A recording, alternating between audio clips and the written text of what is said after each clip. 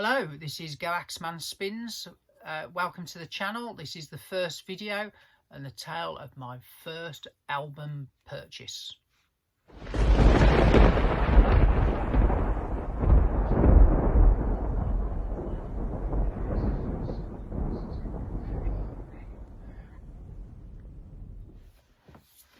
Hello VC, welcome to my channel. This is the first video. And as I'm a logical guy, I thought I'd start at the start and tell you the tale of my first album purchase in 1982, long time ago.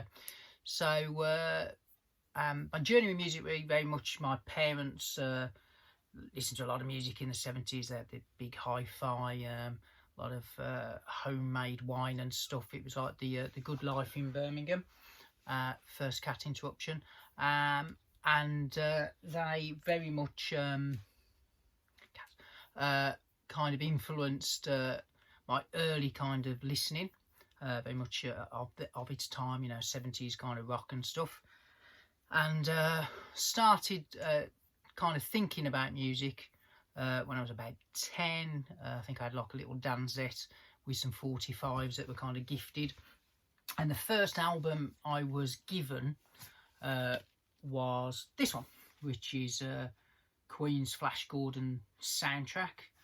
Now, if ever a band was born to make a camp sci-fi soundtrack to a camp sci-fi classic, it was Queen. So anyone who was 10 in 1980 tell you that forget Star Wars, this was the movie, you know, and that album was the soundtrack to go with. And I still think, you know, as soundtracks go, this works perfectly because it is effectively the film on vinyl. So it's interspersed with, you know, clips from the music throughout the movie, throughout the music. Some great music on there. The title track's absolutely classic, isn't it?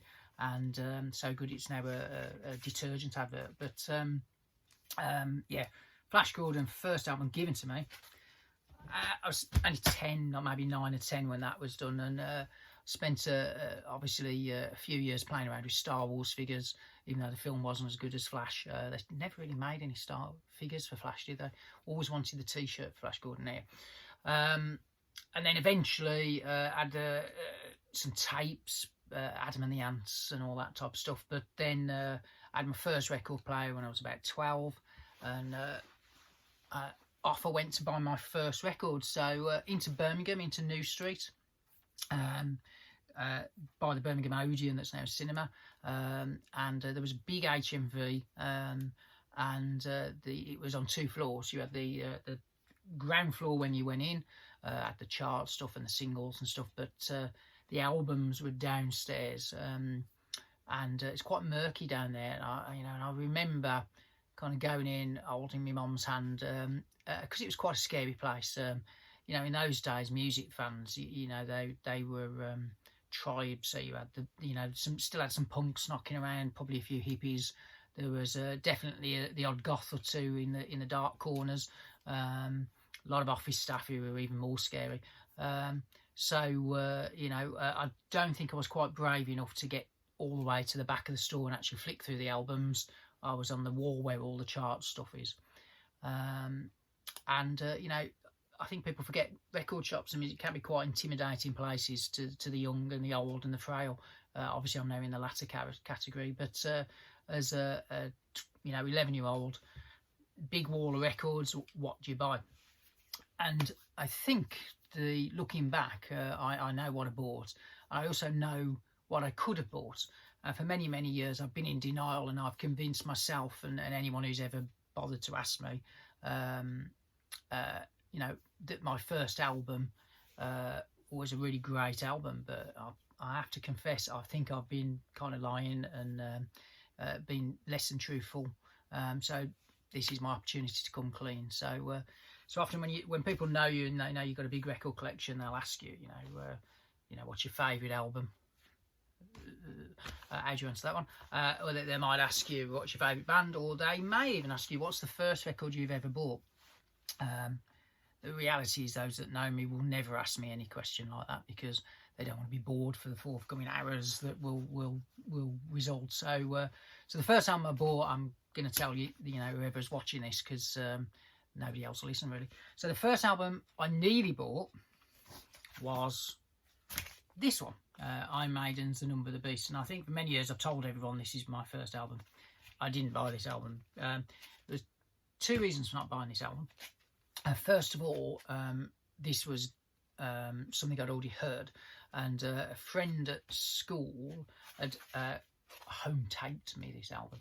So I'd got it on home tape, and I'd listened to it already. I'd also bought the 2 singles, so I'd got Run to the Hills and Number of the Beast on single, and had spent many an afternoon after watching The Omen on video and listening to this title track, trying to find 666s. All my school friends, we were all obsessed with The Omen and the second Omen, because we were convinced that somebody in our class had to be the Antichrist. There was more than a fair share that in Birmingham the Antichrist would have risen, and we were all looking for 666s in our kind of back of our hair and down our ears and all that type of stuff. So The Omen played a part, but sadly the force was not dark enough to make me buy this record, because I actually picked something else. So on the wall, got 2 great bits of cover art. Got this one, and we'd also got this one, and I think you'll agree they're both fantastic sleeves. But because I'd already got this, away it went, and I came home with this one. And although home taping played a part, the main reason for purchasing this over that was this had 8 tracks. Iron Maiden had 8 tracks, but I'd already got 2 of the Iron Maiden tracks, so 8 new tracks versus 6. 8 is always better than 6, isn't it? As a mathematician that I'm not, 8 has got to be better than 6, hasn't it? No, it wasn't. So, but I bought this based on the 8 tracks and the cool sleeve art. When I got it home and played it, 3 tracks on side 1. On side 2, there should have been 5 tracks. There isn't. Trade descriptions, Mr. Meatloaf, because one of the 5 tracks on side 2 is a spoken word poem by somebody and it's called Nocturnal Pleasure, and he's whinging about something.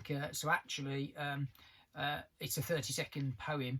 So there's actually only 4 tracks on side 2, so I don't get 8, I got 7. So I've been perennially shortchanged by Mr. Loaf, and I think really are deserving of a refund, because if there's trade descriptions, calling a song when it's a 30-second poem is bang out of order.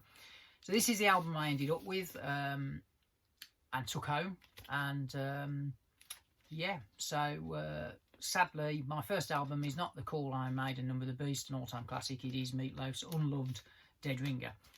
I say unloved because this album, the tale of the album is possibly more interesting than the album itself. The team that made Bad Out of Hell consisted obviously of the singer Meatloaf and the writer Jim Steinman, who and it was produced by a guy called Todd Rundgren. And what happened is in the success of Bat Out of Hell, which I think took everybody by surprise, a guy singing operatic rock who was slightly large, to say the least, sold trillions of copies, and nobody expected that. And what happened was everybody sued everybody to get the money from Bat Out of Hell. So poor old Meat fell out with Jim. Jim decided to take the best songs and make his own album with Todd Rundgren, called Bad for Good. He sported some very nice gloves and scarf combos, and obviously instant success and superstardom awaited him. No, because Bad for Good is actually just more bad than good. But all the songs went one way. He also gave Bonnie Tyler Total Eclipse of the Heart instead of giving it to Meatloaf. So poor old Meat, not only did he get the crappy leftover kind of songs, he also lost out on one of the 80s classics and never got to sing Total Eclipse. And he wasn't bitter about that at all. Never comes across.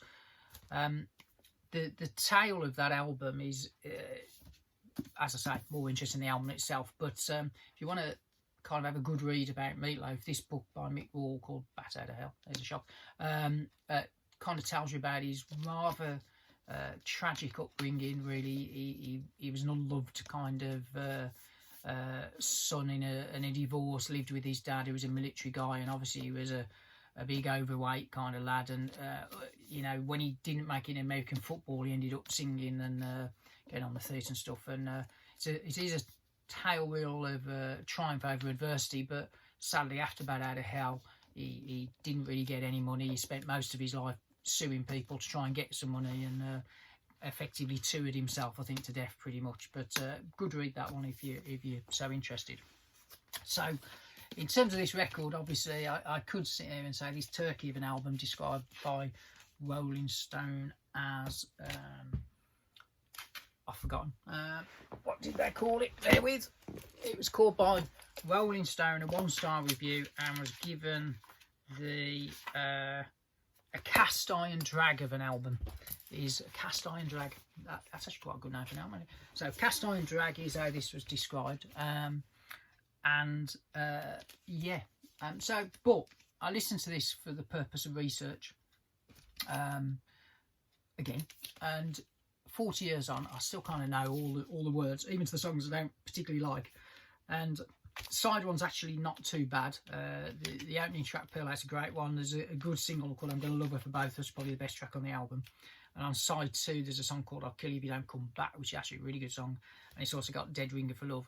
What kind of kills this album is it's got too many ballads on it, really. It's not, you know, there's a lot of soppy piano kind of stuff, and the ratio is splintered. Plus, it's got that 30-second spoken word thing, which is not a track. But when you kind of listen to the album and read the credits, it is quite well played and well produced. And when you look at who else is on this unloved first album I bought kind of led me to a number of other people later on down the line. And when I kind of look at who's on this album and who else I've then gone on to buy records by, you could argue this album's kind of led me to other things. So after all these years, I'm going to actually kind of profess my love for this album, because it led me on a journey over many years to lots of other great records. So the band that primarily plays on Dead Ringer consists of Bruce Springsteen's drummer, Harry Weinberg, and Roy Bittan, his keyboard player, who's all over this album, which is Dance on the Edge of Sound. This is an absolutely brilliant album for Bruce fans. So Based in the Street, Dance on the Edge of Sound, Badlands, a great album. The piano playing on this is superb, and it's all over Dead Ringer as well.